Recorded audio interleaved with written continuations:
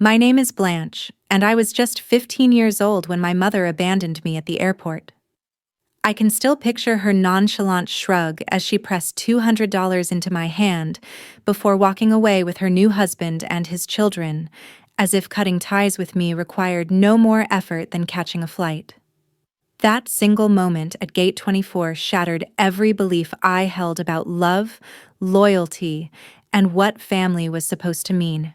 Yet, what I could never have predicted was how that cruel betrayal would push me onto a path that revealed the hidden truths of my past and ultimately reshaped the entire course of my life. Before I share how I went from a heartbroken teenager left behind at Gate 24 to finally discovering my real family, don't forget to like and subscribe, because you'll want to hear what unfolded the day my mother returned, only to find my room stripped bare. My earliest years with her were not without joy. I remember golden afternoons in the park, her laughter carrying on the breeze as she pushed me higher and higher on the swings until my stomach fluttered with that perfect mix of fear and delight. On my 6th birthday, she proudly presented me with a crooked chocolate cake and filled our cramped little apartment with paper streamers she had cut by hand. We didn't have much, but back then, it truly felt like we had everything we needed. Just the two of us against the world. That illusion of stability vanished when I was 8. I came home from school one afternoon to find my parents sitting stiff and silent on opposite ends of our threadbare couch. The air was so heavy with tension that I could barely breathe. Their explanation for the divorce was vague. Sometimes adults stop loving each other, a phrase that did little to soothe the ache or answer the endless questions spinning in my young mind. That night, I cried myself to sleep, clutching my worn stuffed rabbit as muffled arguments seeped through the walls, each word reminding me that nothing would ever be the same. After the separation, my mother had primary custody, and my father slowly dissolved into a shadow from my past. At first, weekends with him were regular, then monthly, until they shrank into brief, uncomfortable phone calls that eventually stopped altogether. By the time I was 10, he was no more than a fading memory and a signature on my birth certificate. Life with just my mother wasn't easy. She juggled 2 jobs, waitressing by day, cleaning office buildings by night. And I grew used to microwave dinners and wearing a house key on a string around my neck. Still, there was comfort in the routine, a sense of predictability. I understood the rules of our little world, and through all of it, I believed I was the very center of her universe. But at 13, everything shifted again. That was the year my mother met Richard, a wealthy businessman who swept into her life with expensive suits, extravagant tips, and the kind of charm that left her cheeks glowing whenever she spoke about him. Their whirlwind romance moved at dizzying speed. Within 6 months, he had proposed with a diamond ring so large it looked almost absurd on her tired, work-worn hands. Before I could even process the thought of having a stepfather, we had moved into his sprawling suburban mansion, complete with a shimmering pool, a private theater, and more bathrooms than I could possibly count. Along with the house came his 3 children, Olivia, a year older than me, who looked at me with constant disdain. Jackson, quiet and withdrawn, who rarely acknowledged me at all. And Zoe, the youngest at 10, who was friendly at first but soon turned cold once reality set in. From the very start, it was painfully obvious that I was never meant to belong in this neatly packaged family Richard had assembled. He was always cordial enough, never outright unkind, but his warmth, his laughter, his genuine smiles were reserved exclusively for his own children. At family dinners, I often felt like an outsider trapped at someone else's table. Richard and my mother would chatter about private schools, tennis clubs, and vacation homes, a glittering lifestyle that felt galaxies away from the world I came from. Whenever I tried to join in, offering a comment about a book I was reading or something that happened at school, the response was always the same.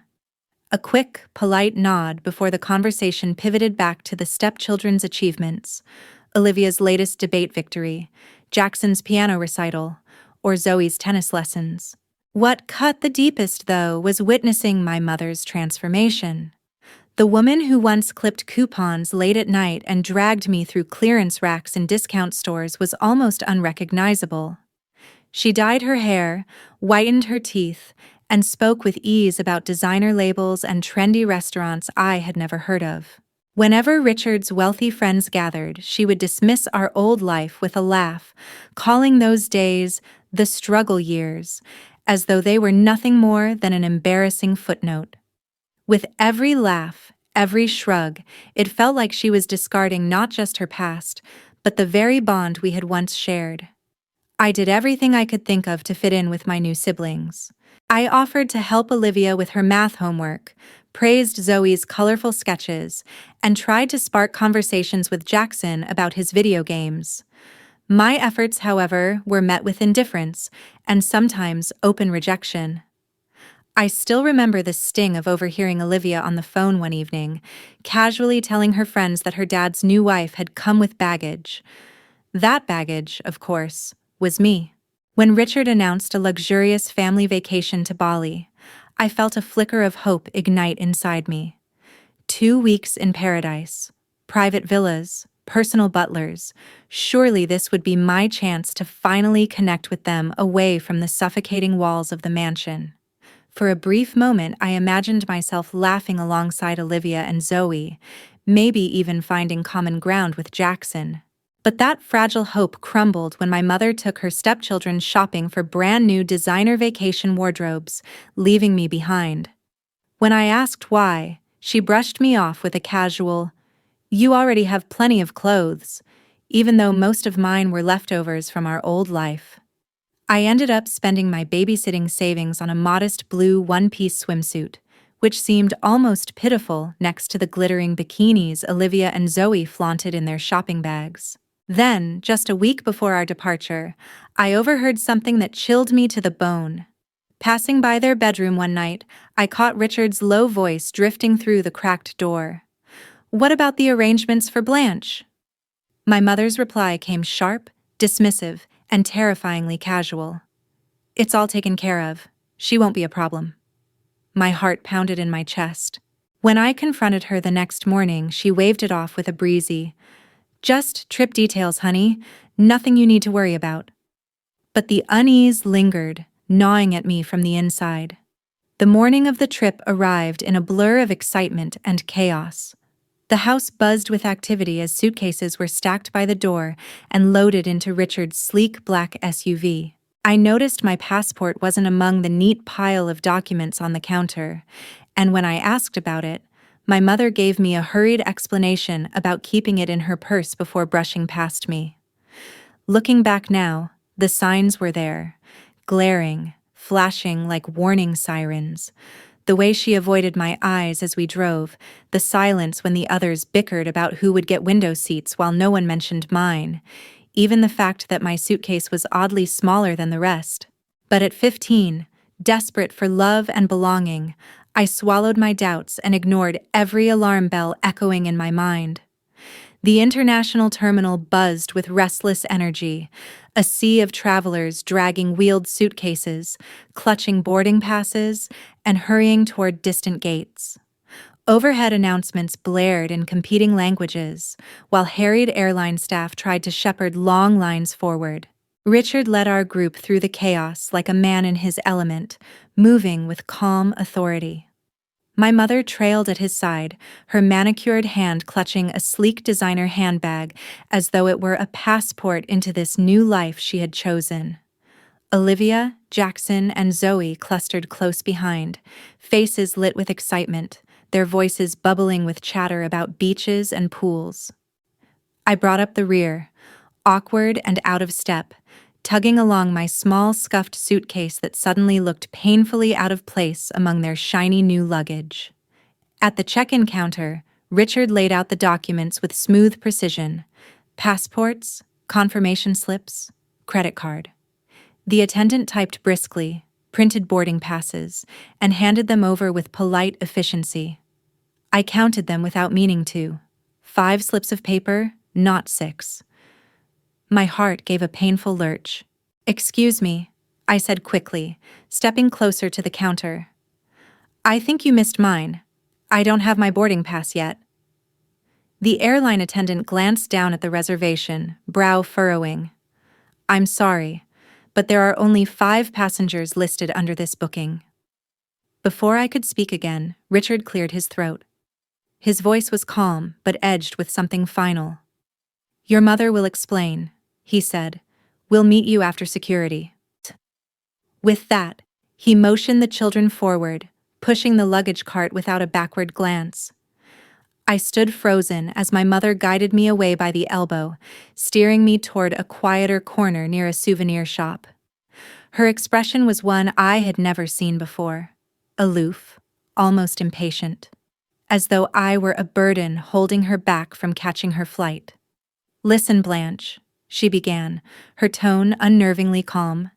"There's been a change of plans. You're not coming with us to Bali." The words landed like a physical strike, knocking the air from my lungs. "What? What are you talking about? Why not? Did I do something wrong?" She sighed, eyes flicking toward Richard and the children now waiting by the security line. "Richard feels this should be a trip for just us and his kids, a chance for them to bond as a family."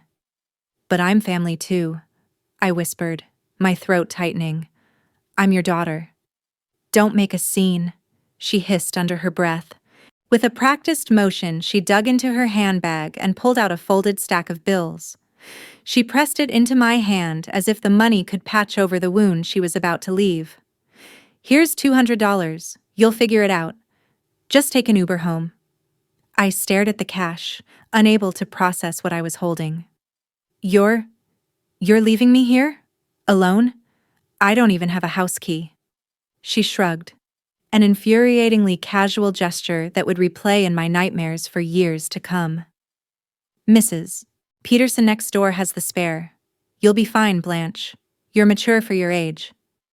Tears blurred my vision as the reality set in, heavy and suffocating. "Mom, please. You can't do this. Not to me." Her eyes darted nervously back to Richard, who was checking his watch. "Richard is waiting. This vacation is important for our future. Sometimes we all have to make sacrifices." "A sacrifice?" My voice cracked, anger burning through my fear. "A sacrifice is missing a dance recital or giving up a shopping trip. What you're doing, this is abandonment." For a split second she flinched at the word, her mask slipping. But then her face hardened, smoothed into indifference. "Don't be dramatic. It's just 2 weeks. There's food in the fridge and pizza money in the kitchen drawer. You'll survive." She leaned in, pressed a quick, perfunctory kiss to my forehead that felt more like dismissal than affection, and straightened her blouse. "I'll call when we land." And then she turned away. I watched her heels click against the gleaming airport tiles, each step pulling her farther from me as she rejoined Richard and his children. Without another glance in my direction, they moved toward the security line, leaving me stranded in the middle of the terminal, clutching a wad of bills and the shards of my broken world. I watched in stunned silence as they proceeded through security, my mother never once looking back. Olivia caught my eye briefly and smirked before they disappeared from view. I stood rooted to the spot, the $200 clutched in my trembling hand. Around me, the airport continued its normal rhythm, travelers rushing to destinations, families hugging goodbye, airline announcements echoing overhead. But for me, time seemed to stop as the magnitude of my mother's betrayal sank in. The tears came without warning, hot and fast, streaming down my face as I sank onto a nearby bench. A few passers-by gave me curious or concerned glances, but no one stopped. In an airport, a crying teenager was just another piece of the landscape, easily overlooked and quickly forgotten. I spent the next hour in a daze, watching the departure board as their flight status changed from boarding to departed. Each update was another twist of the knife. I tried calling my mother's cell phone repeatedly, but the calls went straight to voicemail. My text messages showed as delivered but remained unanswered. Having fun at the airport? I finally texted, anger temporarily overwhelming hurt. Hope abandoning your child was worth the first-class upgrade. No response came, not that I really expected one. By now, my mother would be settling into her seat, perhaps sipping champagne next to Richard, relieved to have shed the burden of her previous life, including me. As afternoon stretched into evening, my situation became increasingly precarious. An airport security officer approached me as I sat in the food court nursing a soda I had purchased to justify occupying the table. "Everything okay, miss?" he asked, his expression a mix of suspicion and concern. "You've been here for several hours now." "I'm waiting for my ride," I lied, avoiding his eyes. "They got stuck in traffic." He seemed unconvinced but nodded and moved on after advising me not to leave my bag unattended. I felt a new wave of humiliation wash over me. How could I admit that my own mother had abandoned me? The words stuck in my throat, held back by a combination of shame and lingering loyalty. As the evening crowds thinned and the airport shops began closing their security gates, the reality of my situation became impossible to ignore. The $200 wouldn't last long, and even if I made it back to the house, I would be alone for 2 weeks with no transportation and limited funds. I found myself in the airport bathroom splashing cold water on my swollen face and trying to formulate a plan. The girl in the mirror looked like a stranger, her eyes red-rimmed and haunted. In that moment, I understood that something fundamental had changed. The invisible thread that had connected me to my mother, the basic trust that she would always protect me, had been irreparably severed. 6 hours had passed since my mother walked away. I had migrated from bench to bench throughout the terminal, watching families and couples embarking on adventures together. Each passing hour deepened my sense of isolation. My phone battery was running low, adding yet another layer of anxiety to my situation. Around 8 hours in the evening, I made my way to an airport restaurant that was still open. I sat at the counter, ordering the cheapest item on the menu, a side of fries, to conserve my limited funds. The server, a woman with kind eyes and a name tag that read, Gloria, brought my food and then paused, studying my face. "You okay, honey?" she asked, her voice gentle. "You look like you've been crying." I attempted a smile that felt more like a grimace. "I'm fine. Just a long day." She didn't press further but returned a few minutes later with a chocolate milkshake that I hadn't ordered. "On the house," she said with a wink. "Whatever's going on, sugar and chocolate never hurt." Her small kindness nearly undid me. I thanked her through the lump in my throat and slowly ate while scrolling through my phone contacts, looking for someone, anyone who might help. My list of options was depressingly short. Most of my friends from before the move had drifted away, and I hadn't made many new ones in Richard's neighborhood. I tried texting 2 of my mother's friends, women who had been part of our lives before Richard. One didn't respond, and the other replied with a brief message saying she was out of town. It seemed that when my mother moved on to her new life, her old support network had been left behind as thoroughly as our small apartment and budget groceries. As I scrolled numbly through the list of names in my phone, one stopped me in my tracks. Dad. The sight of it made my chest tighten, my heart skip as though I had stumbled on a ghost. I hadn't spoken to him in over 3 years. The last time had been a brief, uncomfortable call on my 12th birthday. Just a few words exchanged, the kind that left more silence than comfort. After that, he had vanished from my life, swallowed by distance and time. My mother had always framed his absence as a choice. "Your father has moved on," she'd say with practiced finality whenever I asked. "He has a new family now. Some men just aren't cut out for parenthood." I'd heard those words so many times that I had absorbed them as truth, reshaping the image of my father into someone indifferent. someone who had deliberately chosen not to love me. Now, staring at his name on the glowing screen, I felt paralyzed. My thumb hovered above the call button, torn between need and fear. What if she had been right all along? What if he had no desire to hear from me, no room in his new life for a forgotten daughter? The thought of being rejected again, of confirming my mother's cruel narrative, felt almost unbearable. I retreated to the airport bathroom, locking myself inside a stall like it was a bunker. Perched on the closed lid, I rehearsed clumsy introductions under my breath. "Hi, Dad. It's Blanche. It's been a while. Too light. Too easy." "Hello, this is Blanche. I don't mean to bother you, but I need help." Better, but not enough to capture the desperation clawing at my throat. No matter how I tried, the words felt fragile.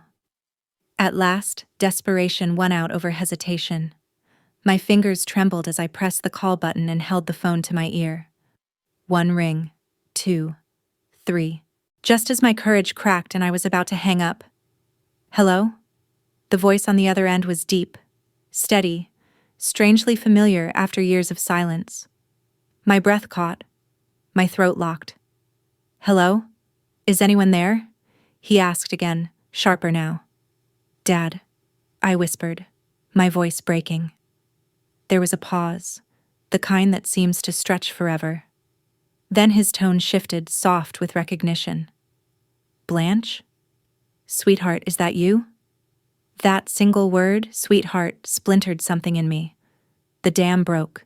"Dad, I need help," I blurted, and the story poured out of me in a messy rush. The remarriage, the mansion, the airport, the $200 pressed into my palm as if that could replace love. Between sobs, the words tangled together, but I couldn't stop. "She left you at the airport? Alone?" His voice hardened, steel slicing through the shock. "Tell me exactly where you are." "Which airport?" I told him, half expecting a practical solution, a phone number for social services, or maybe a promise to send money for a cab and a cheap hotel. Instead, his answer came swift, unwavering. "Stay exactly where you are. I'm coming to get you myself. It'll take me about 3 hours, but I'll be there. Can you hold on until then? You're coming here?" My disbelief cracked through the words. "You don't have to do that. Maybe you could just help me get back home." "Blanche," he cut me off, voice firm but gentle. "I'm coming. Go to the customer service desk for your mother's airline. Explain what happened. I'll call ahead and make sure they look after you until I arrive." When the call ended, I sat frozen in the stall, phone pressed to my chest. My heart thudded wildly, caught between relief and fear. The man I had believed was gone from my life forever, the father my mother had painted as disinterested, incapable, was abandoning everything to come for me. It felt impossible, almost too good to trust. And yet his voice had carried a certainty I couldn't ignore. For the first time in years, I let the fragile thread of hope settle inside me, even as another part of me warned how dangerous it was to believe. Nevertheless, I forced myself to follow his instructions. Each step toward the customer service desk weighted with nerves. My voice shook as I explained my situation, but to my surprise, the staff didn't dismiss me or question my story. Instead, they reacted with immediate kindness. Within minutes, I was escorted to a small private waiting area tucked away from the crowds. One attendant brought me a sandwich and a carton of juice, while another assured me they would personally keep watch until my father arrived. "Unfortunately," the customer service manager said softly as she adjusted a stack of paperwork, "this happens more often than you'd think. Parents change plans, and kids end up left behind. It's heartbreaking, but you're not alone." Her words should have comforted me, but they only deepened the surreal ache in my chest. I wasn't some rare tragedy. I was just one of many. The next 3 hours stretched into eternity. Time bent and blurred, my thoughts tumbling in anxious cycles. What if he doesn't come? What if he comes but resents having to save me? What if this is just another setup for disappointment? Each possibility gnawed at me. To distract myself, I dredged up fragments of memory. My father jogging behind me in the park, steadying the back of my bike until I finally pedaled on my own. His voice at bedtime, animated and full of different accents as he made storybook characters come alive. One magical Christmas morning when he unveiled a dollhouse he had built with his own hands, his face glowing as he watched me explore every tiny room. If he had loved me so much back then, why had he vanished? Why hadn't he fought harder to stay? The questions twisted like barbed wire in my mind. Exhaustion finally began to pull me under. I had just started to drift in the hard plastic chair when the loudspeaker crackled to life. "Attention, please. Will Blanche Williams please come to the information desk? Blanche Williams to the information desk, thank you." My heart leapt into my throat. Clutching my small suitcase, I hurried after the uniformed employee who appeared at my side. But instead of leading me toward the main terminal, she guided me through a maze of corridors and quiet security checkpoints, each one feeling more surreal than the last. Finally, we stepped into a private terminal section, its glass doors opening onto the tarmac. "Your father has arranged for you to meet him here," the employee explained with a gentle smile. And that was when I saw it. A sleek private jet parked under the floodlights, its polished surface gleaming against the night sky. The stairs had already been lowered, and a tall man in a dark business suit was descending toward the ground. For a heartbeat, I couldn't move. His profile was unmistakable, even from a distance. My father. He looked older than the man I carried in my childhood memories. His dark hair was threaded with silver at the temples, and there was a strength in his posture, a quiet authority I didn't remember. But when his eyes locked on mine, none of that mattered. They were exactly the same, warm, kind, the corners crinkling as recognition softened his face. We both froze, suspended in the moment. Then he strode forward with sudden urgency, closing the gap between us in long, determined strides. He stopped just short of pulling me into his arms, uncertainty flickering in his expression as though he feared he might overwhelm me. "Blanche," he said at last, his voice thick with emotion. "I can't believe it's really you." I stood trembling, torn between two selves, the little girl who longed to throw herself against his chest, and the wary teenager who had built walls of anger and grief around her heart. He seemed to sense the conflict. His gaze softened and his voice dropped. "I am so sorry for everything, for not being there, for not fighting harder to stay in your life." Something in his sincerity, raw and unguarded, cracked the shell I had built around myself. Tears I thought I had already spent came rushing back, hot and unstoppable. "She said you didn't want me anymore," I sobbed. "That you'd moved on? That you had a new family, and I wasn't part of it." His face darkened. "That was never true. Not for a single day." He tentatively opened his arms, and this time I didn't hesitate, stepping into his embrace and letting out years of pent-up grief against his shoulder. We stood like that for several minutes, both of us overcome with emotion. When we finally separated, he kept one arm around my shoulders as he guided me toward the waiting plane.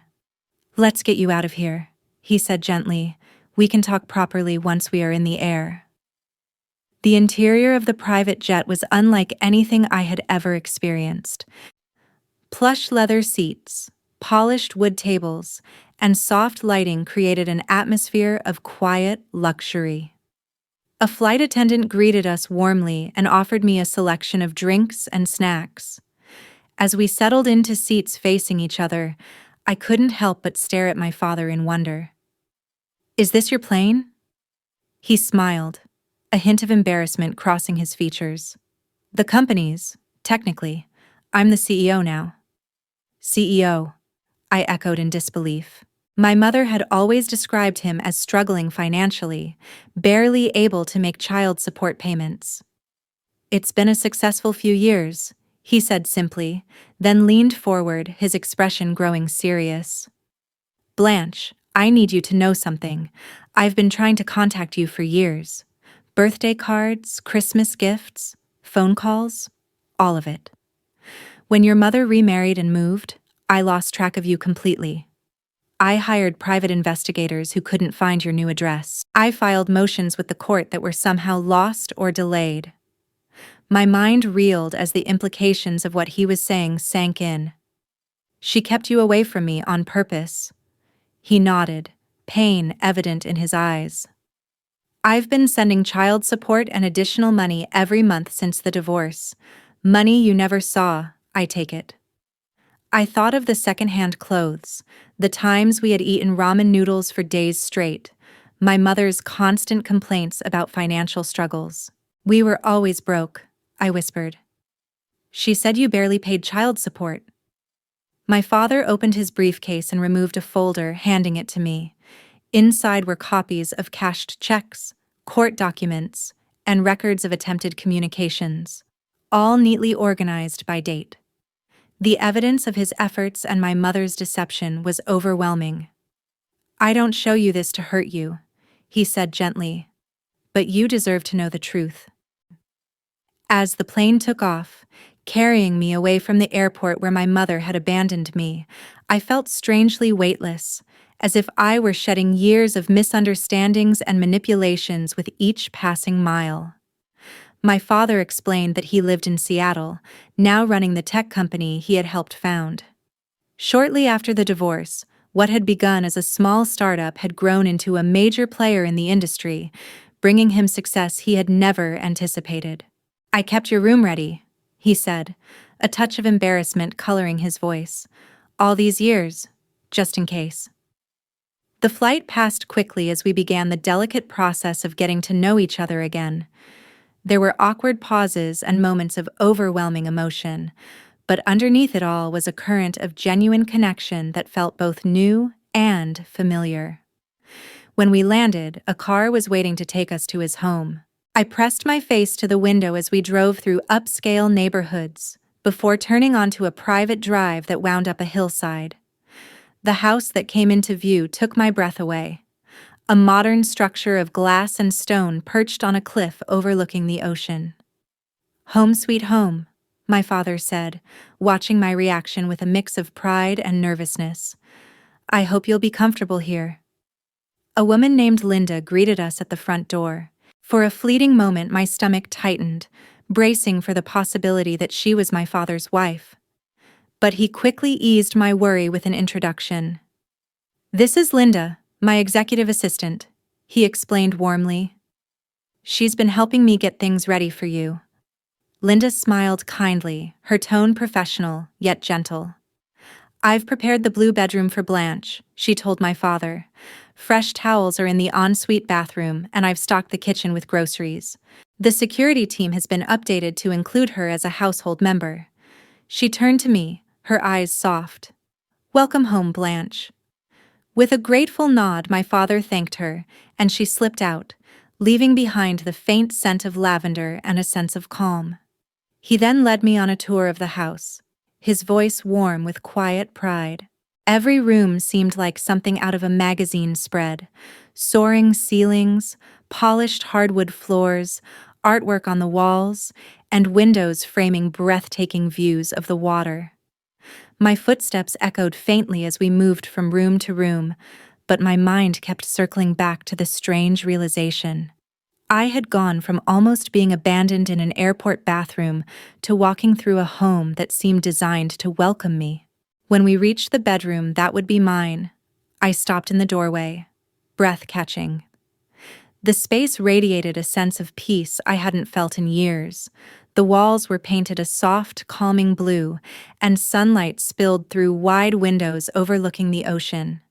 A queen-sized bed with a cloud-like duvet invited me to sink into it, while a desk, bookshelf, and cozy reading chair created a little nook by the window, perfect for studying or daydreaming.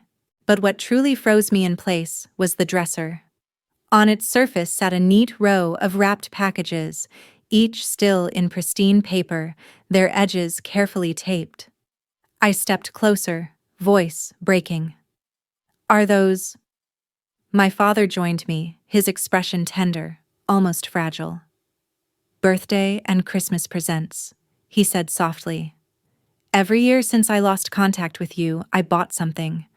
I couldn't give them to you, but I couldn't bear to stop trying. My vision blurred as I traced the outlines of the packages, noticing how the toys and books reflected the ages I had passed through, the years I had been without him. Beside them sat a photo album, the cover embossed with a single word, Blanche. Hands trembling, I opened it. Inside were fragments of my life pieced together from afar. School portraits from elementary years, likely sent by my mother before she cut him off. A newspaper clipping of me receiving an academic award. Even a blurry, distant snapshot of me leaving my old school, as if taken secretly from across the street. You really did try to stay in my life, I whispered, the truth crashing over me with staggering force. Every single day, he replied, his voice thick with emotion. And I promise you this, I'm not going anywhere now, not if you'll let me be your dad again. That first night, in what already felt like a new chapter of my life, we shared takeout from a nearby restaurant. Neither of us dared the kitchen yet, but the simple meal tasted better than any I could remember. Conversation began hesitantly, then flowed easier, as exhaustion softened my defenses and food steadied me. For the first time in years, I felt truly seen, my words listened to, my feelings respected. Later, as I curled up in the impossibly soft bed, the rhythm of the waves outside lulled me toward sleep.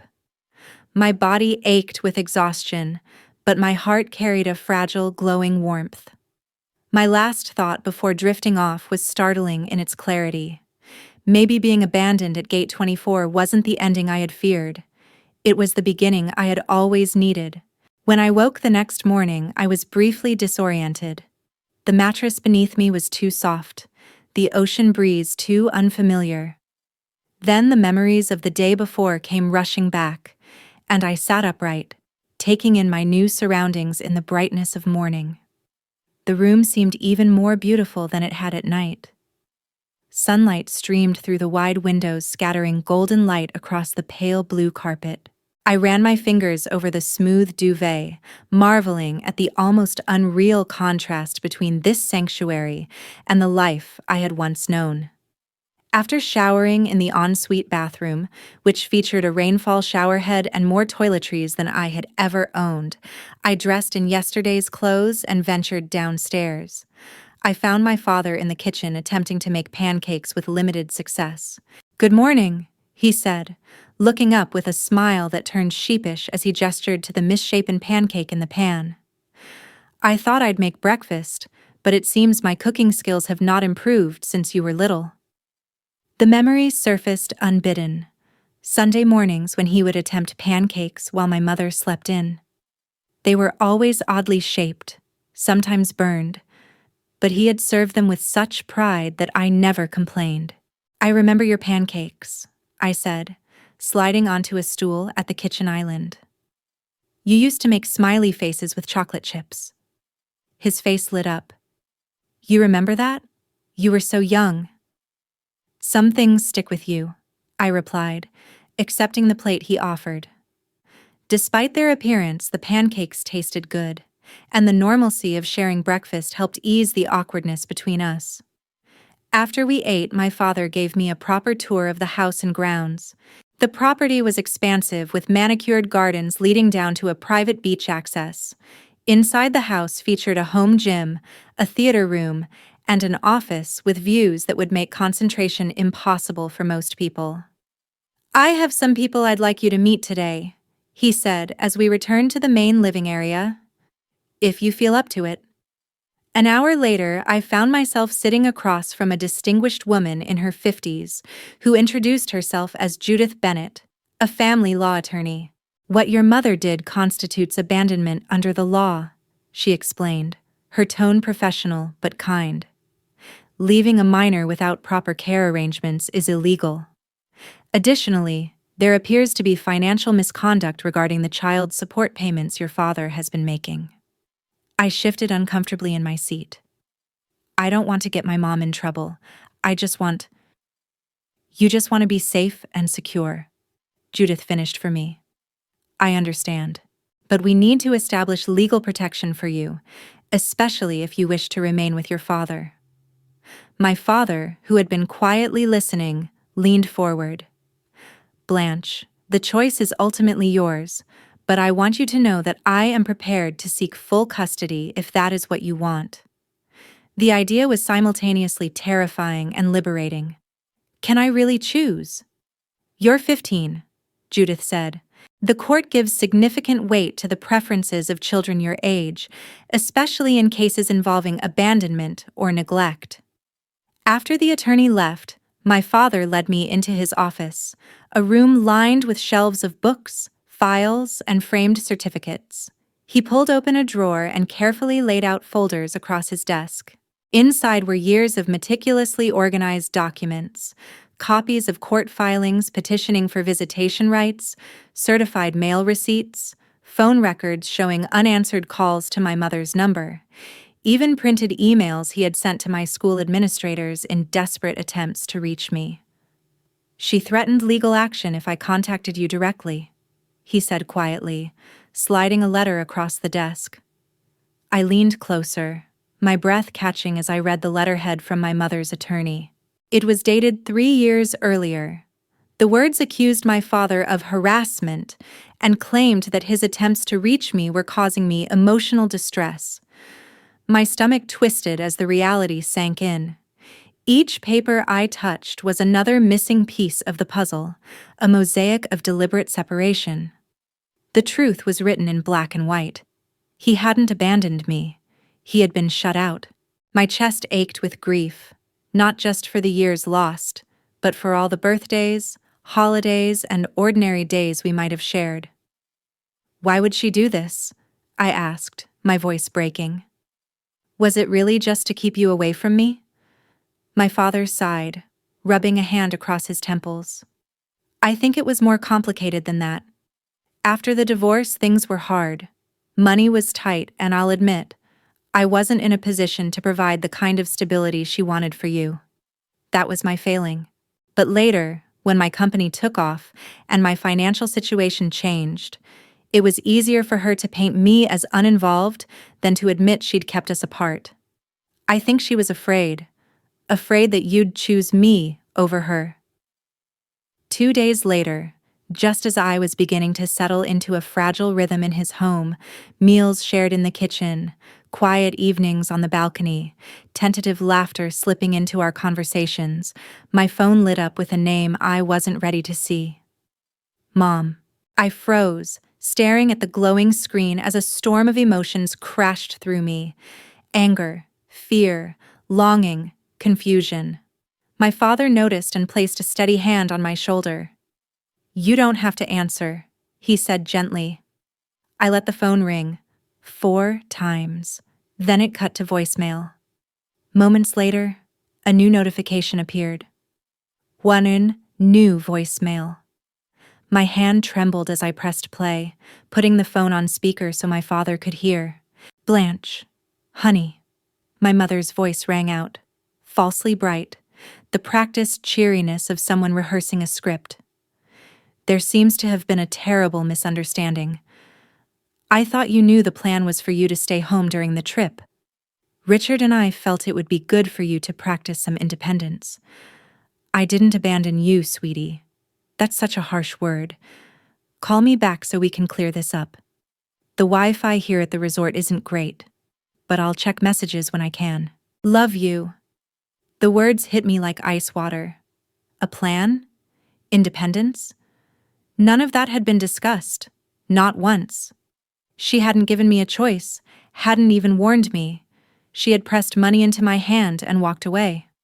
And now she was twisting the truth, rewriting reality itself, as though gaslighting me could erase the memory of her shrug at Gate 24. My stomach churned, equal parts rage and disbelief. My father let out a humorless laugh, shaking his head. Classic, he muttered. She hasn't changed at all. I decided not to return the call. Instead, with the support of Judith Bennett and my father, I made the decision to stay in Seattle permanently. The attorney began the process of filing for a change in custody, gathering evidence of my mother's abandonment and financial misconduct. With the immediate legal matters in motion, my father turned his attention to practical concerns. You need clothes, school supplies, whatever personal items you want, he said. We can go shopping today if you feel up to it. The shopping trip was surreal. Accustomed to thrift stores and clearance racks, I was overwhelmed by my father's insistence that I choose whatever I liked without checking price tags.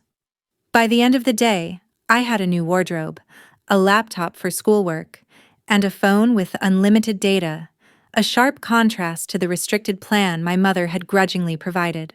That evening, sitting on the deck overlooking the ocean, my father and I had our first truly deep conversation about the divorce and the years of separation.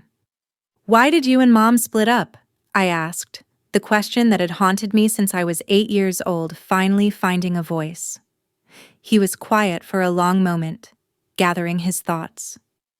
The simplest answer is that we wanted different things from life.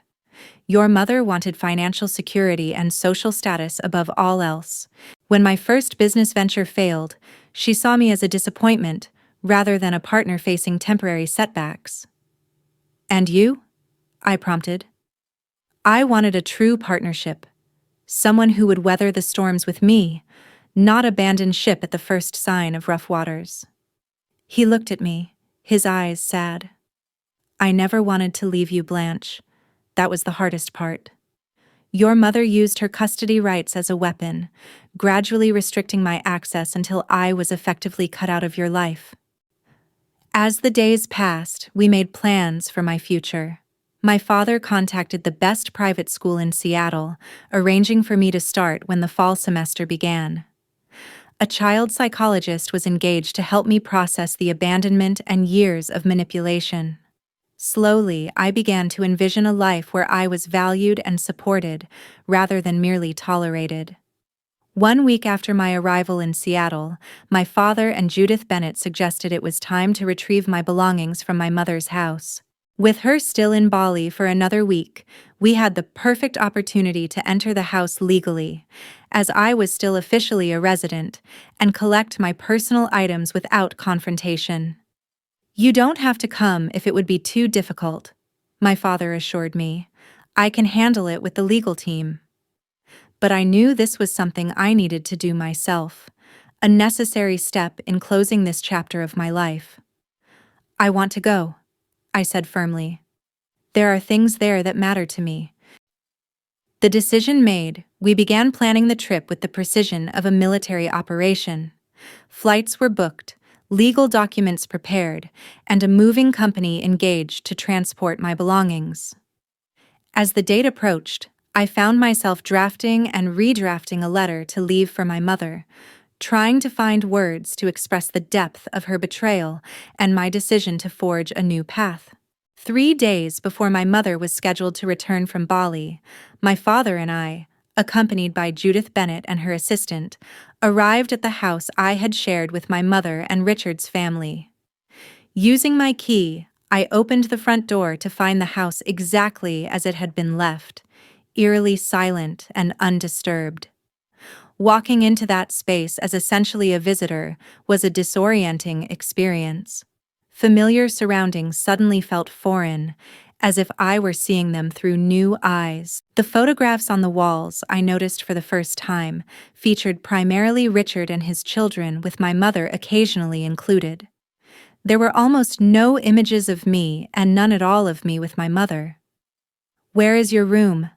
my father asked quietly, his hand a reassuring presence on my shoulder. I led him upstairs to the smallest bedroom at the end of the hall, the one furthest from the master suite.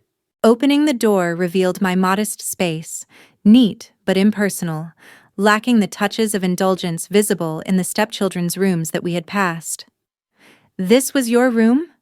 My father's voice held a note of disbelief as he took in the basic furnishings and lack of decorative elements. "It's fine," I said automatically, the defensive response ingrained after years of being told I should be grateful for what I had. His expression softened. "No, sweetheart. It is not fine. You deserved better." With the mover's help, we began the delicate process of packing up my life. Clothes were folded into wardrobe boxes, while stacks of books, school supplies, and notebooks went neatly into smaller cartons. I chose carefully, sorting with intention. Anything that had come from my mother or Richard, designer handbags I'd never asked for, trinkets given to me as tokens of guilt rather than love, I left behind. What I took were the things that truly belonged to me. The dog-eared novels I had read a dozen times, sketchbooks filled with half-finished doodles, the blanket that had comforted me through sleepless nights. As I emptied the drawers of my desk, my hand brushed against a small box shoved into the far corner of the bottom drawer. I pulled it out, dust coating my fingertips. Inside were treasures I had nearly forgotten, photos from the years before the divorce, a few birthday cards my father had managed to send during the fragile early days of separation, and a tiny, worn teddy bear with one button eye missing, the one he had given me for my 5th birthday. "You kept these?" my father asked, his voice husky as he sifted through the keepsakes. I nodded, throat tight. I never really believed her when she said you didn't care. Not completely. Deep down, I always thought, maybe she was wrong.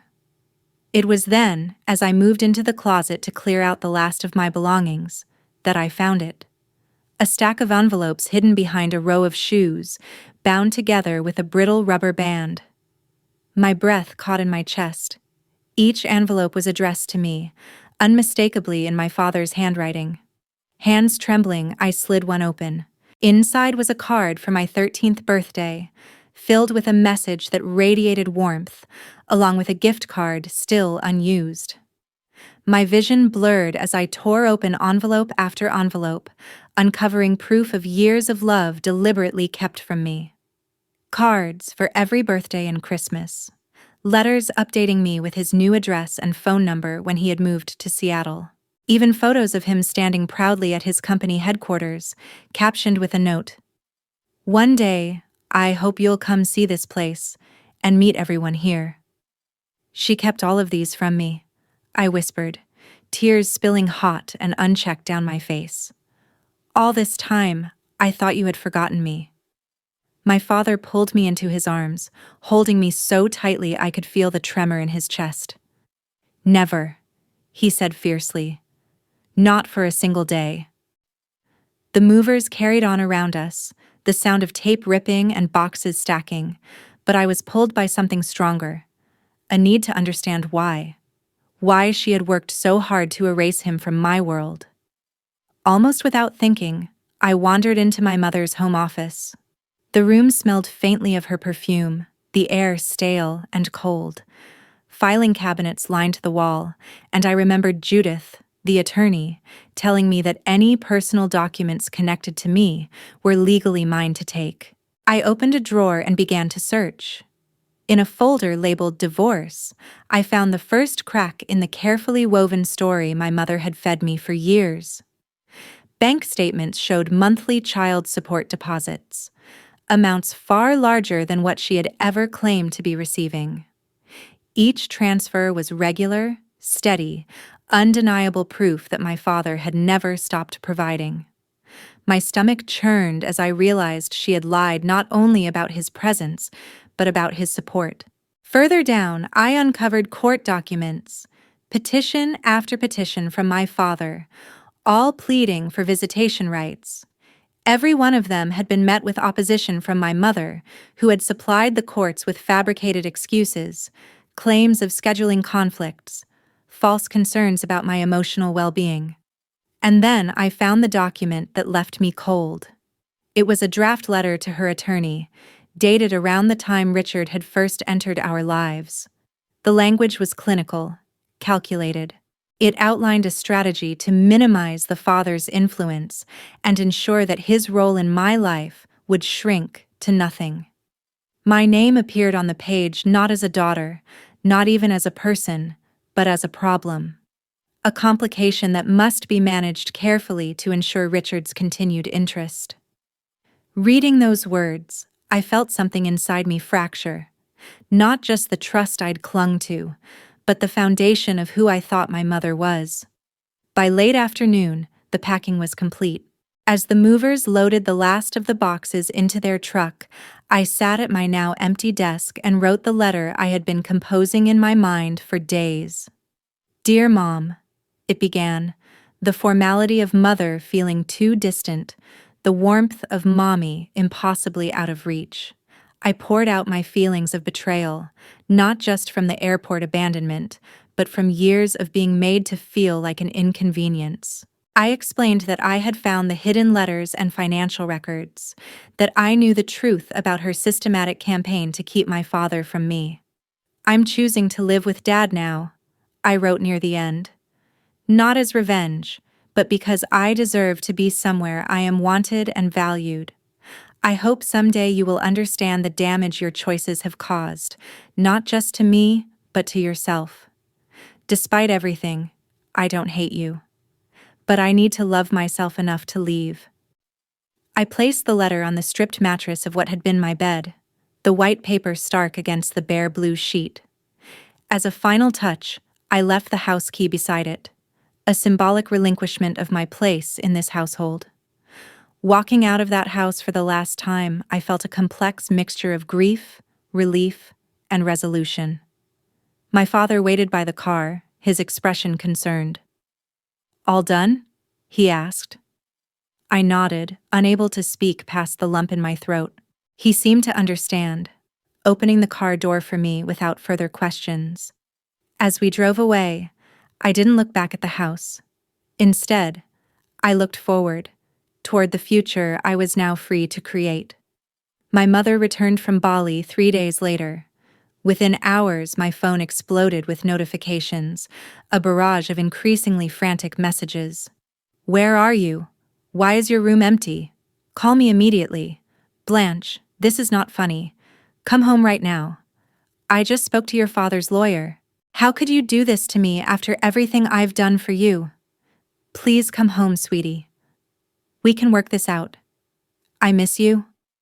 The messages cycled through anger, manipulation, and false contrition in a predictable pattern.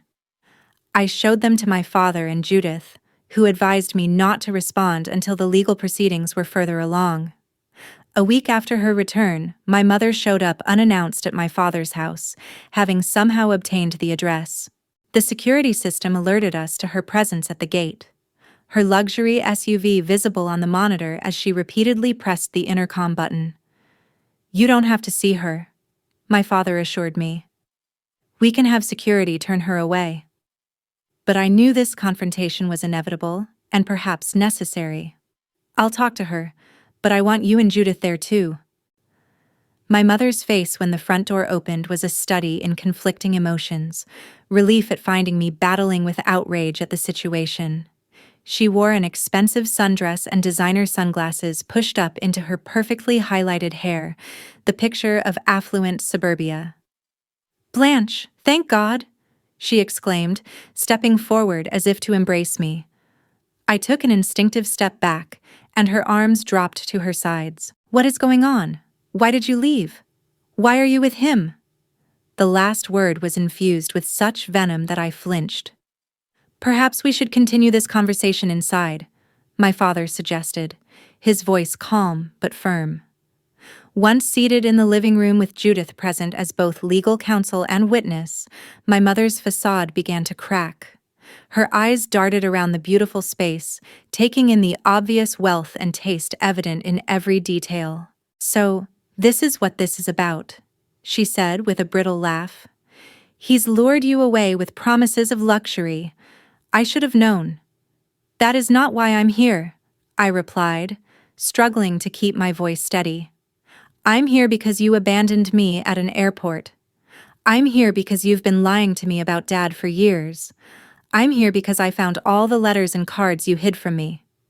Her expression faltered, then hardened. You went through my private things? How dare you? They were addressed to me, I countered. They were mine to read. You're 15 years old, she snapped. Everything under my roof belongs to me, including your correspondence. I was protecting you from his inconsistency, his broken promises. My father, who had been silently observing, finally spoke. There were no broken promises, Karen. Only your systematic efforts to erase me from our daughter's life. You have no right to judge me, she hissed. You have no idea what it was like raising her alone while you were off becoming a millionaire. I sent child support every month, he replied evenly, far more than the court ordered. Money you apparently spent on yourself while telling Blanche you were struggling. My mother's face flushed. That is a lie. I sacrificed everything for her, including abandoning her at an airport so you could vacation with your new family, Judith interjected, her professional tone making the accusation even more damning. For a moment, my mother seemed at a loss for words. Then her eyes narrowed as she turned back to me. I didn't abandon you. I gave you an opportunity for independence. If you had just gone home as instructed, none of this drama would have been necessary. The blatant rewriting of reality made my chest tight with anger. You left me alone at an international airport with $200 and no house key. You didn't tell me to go home until you were walking away. You didn't answer my calls or texts. How is that an opportunity? You're twisting what happened, she insisted, though her voice had lost some of its conviction. My father leaned forward. Karen, we have security footage from the airport. We have witness statements from airline staff, and we have the text messages you sent Blanche after the fact trying to cover your tracks. The color drained from my mother's face. You're building a case against me. You want to take my daughter and throw me in jail too, after everything we meant to each other. This is not about punishment, Judith explained. This is about establishing what is in Blanche's best interest going forward. She has expressed a clear desire to live with her father, and given the circumstances, the court is highly likely to honor that wish. My mother's composure crumbled entirely, tears streaming down her face as she turned to me. Blanche, please, I made a mistake. I was wrong. But you can't leave me for him. We are a family. We stopped being a family when you decided Richard and his children were more important than me, I said quietly. Maybe even before that, when you started lying about Dad. It was not like that, she protested weakly. Then what was it like? I asked.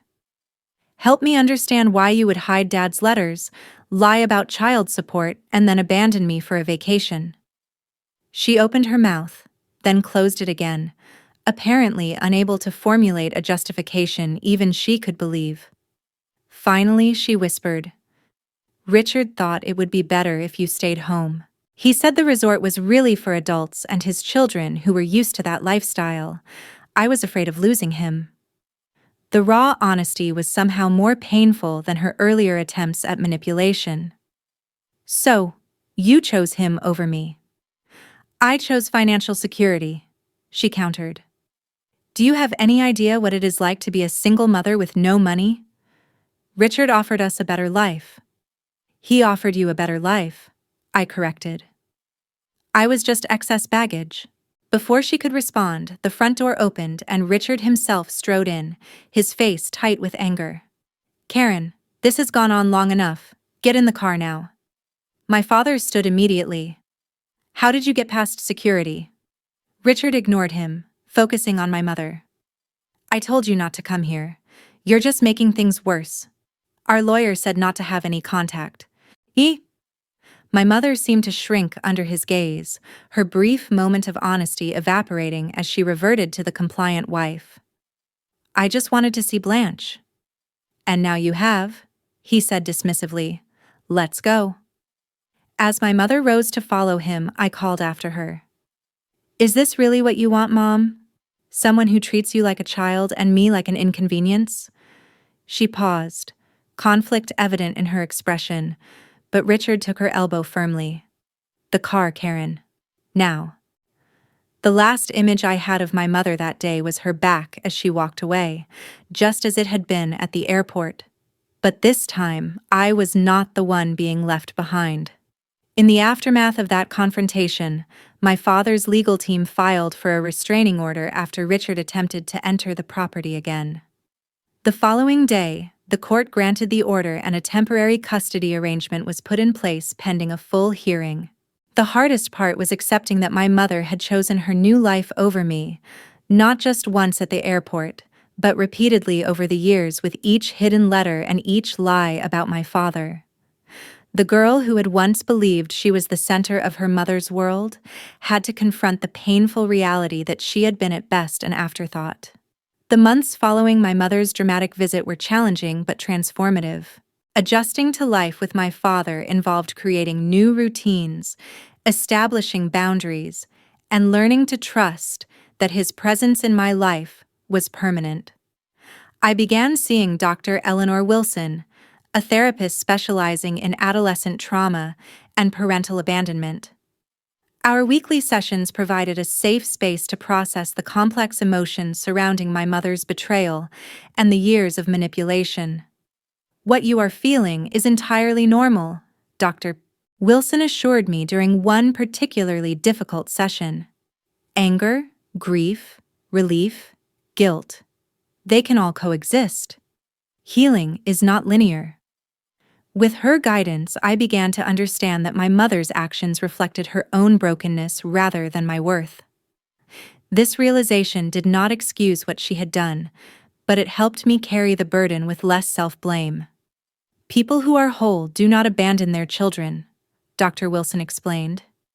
"Your mother's choices speak to her limitations, not yours." My father enrolled me in Westlake Academy, one of Seattle's premier private schools, for my sophomore year. The transition was both exciting and intimidating. After years of being the outsider in Richard's home, I was wary of forming new connections.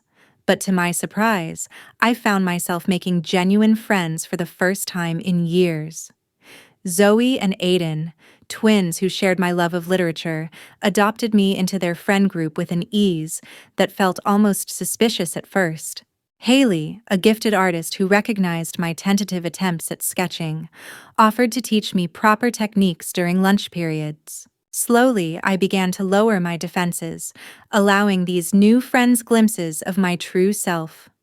"You are different from when you first came here," Zoe commented one afternoon as we walked home from school. "Less guarded." "I guess I'm learning that not everyone has an agenda," I replied, the insight surprising even me. Building a relationship with my father was a delicate dance of rediscovery. We were simultaneously getting to know each other as we were now and reconciling memories of who we had been. Sometimes the past and present aligned perfectly, like when he remembered my childhood love of stargazing and installed a telescope on the deck. Other times, the years of separation created unexpected gaps, moments of disconnect that reminded us of all we had missed. "I wish I had been there for your first day of middle school," he said one evening as we looked through photos I had brought from my mother's house. "Your science fair projects, your first crush." "We can't get those years back," I told him, surprising myself with the role reversal, me comforting him. "But we have now and the future." He squeezed my hand, his eyes suspiciously bright. "When did you get so wise?"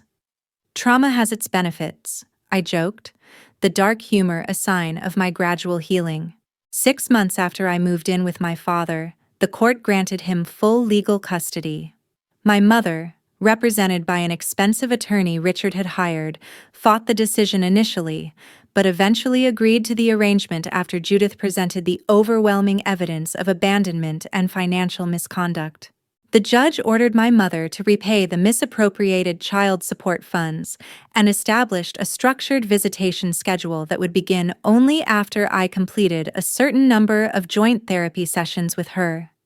It was more consideration than she deserved, in my opinion, but my father gently reminded me that maintaining some relationship with her might be important to my long-term emotional health. You can be angry with her, even hate what she did, without severing the connection completely, he advised. But the choice is ultimately yours. I will support whatever you decide. I agreed to the joint therapy, though the first few sessions were excruciating. My mother vacillated between tearful apologies and subtle attempts to justify her actions. Her narrative had shifted from denying abandonment to framing it as a misguided attempt to please Richard, as if that somehow made it less damaging. I just wanted us to have security, she repeated often. So you made sure I ended up alone at an airport instead, I responded during one particularly tense session. Over time, I established firm boundaries with my mother. I would not return to live with her regardless of promises or emotional appeals. I would not pretend the past had not happened. I would not allow her to rewrite our history to ease her guilt. These terms were non-negotiable, and slowly she seemed to accept them. My father remained remarkably neutral throughout this process, never speaking ill of my mother despite everything she had done. When I asked him about this restraint, his answer stayed with me. Hating her would only hurt you, he explained. You are half her, whether we like it or not. Besides, she gave me you, and for that, I can forgive almost anything. The first holiday season with my father and his extended family, grandparents and cousins I barely remembered, was a revelation. The genuine warmth and inclusion I experienced stood in stark contrast to the performative family dinners at Richard's house, where I had always felt like an unwelcome guest. My paternal grandmother, a vibrant woman in her 70s, pulled me aside during Christmas dinner.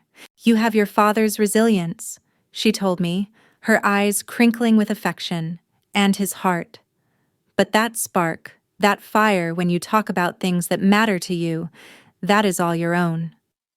High school graduation came 3 years later, my father beaming with pride as I delivered the valedictorian address. My mother attended, sitting awkwardly in the row behind my father and his parents.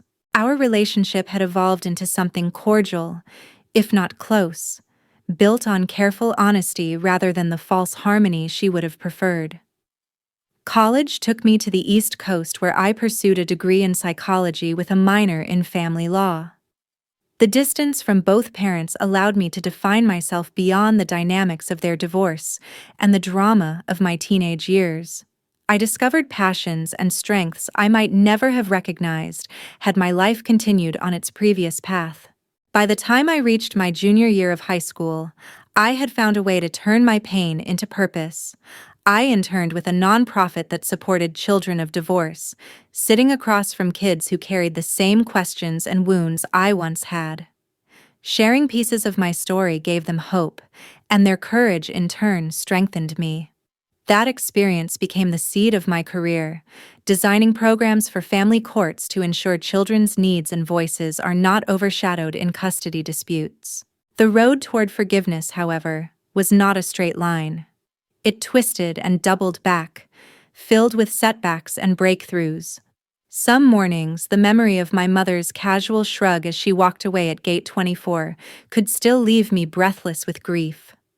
Other days, I could hold her flaws in my hands gently, recognizing that her limitations were part of her humanity, and meet her memory with compassion rather than rage.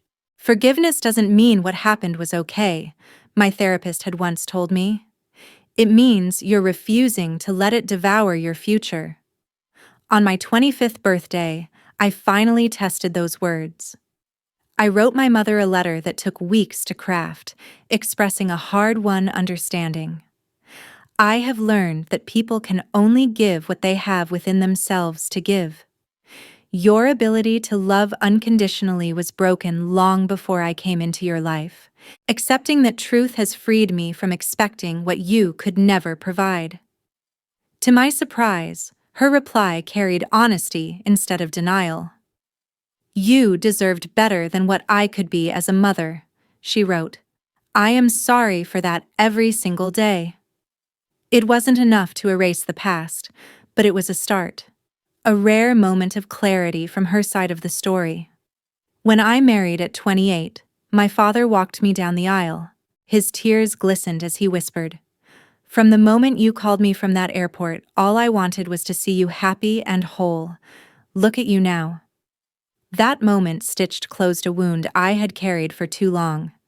My mother attended too, Richard long since gone after their divorce. She behaved with a respectful distance, participating, but never attempting to rewrite history or claim credit for who I had become. In her quiet restraint, I recognized a form of growth. As I built my own family, I carried both parents with me, not just their love and failures, but the lessons embedded in each. From my father, I learned the persistence of true devotion, the courage to rebuild after loss, the quiet heroism of showing up day after day. From my mother, I learned both the necessity of self-reliance and the peril of confusing appearances with genuine connection. The airport abandonment that once defined me eventually softened into just one chapter of a much larger story. A painful pivot, yes, but also the beginning of the life I was meant to live. Sometimes I still wonder about the what-ifs. What if she had let me board that plane to Bali?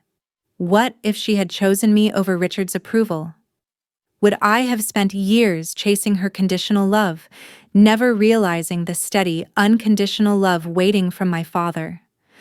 Would I have found my voice and purpose, or would I have remained lost in her shadow? These are questions that will never be answered. Life does not grant us parallel timelines to compare. What I do know, with unshakable certainty, is this: family is not defined by bloodlines or legal documents. Family is the people who choose you, who show up for you, who place your well-being above their own pride. My father proved that to me. My mother, in her absence, proved it too. If you have ever been abandoned, betrayed, or dismissed by someone who should have protected you, hear this. Their failure does not diminish your worth. Their limitations are theirs to carry, not yours. You are not broken because of what they could not give. Family, true family, can be found, built, and nurtured in places you may not expect, if you remain open even after heartbreak. Thank you for listening to my story. If any part of it resonated with you, please like this video and subscribe to my channel for more reflections on resilience, healing, and the ways we can turn pain into strength. Share it with someone who might need to hear that abandonment shapes us, but it does not define us. And if you've ever had to set boundaries with family members who hurt you, I would love to hear your experiences in the comments below. Remember this: your story matters, and even in your darkest moments, you are never as alone as you might feel.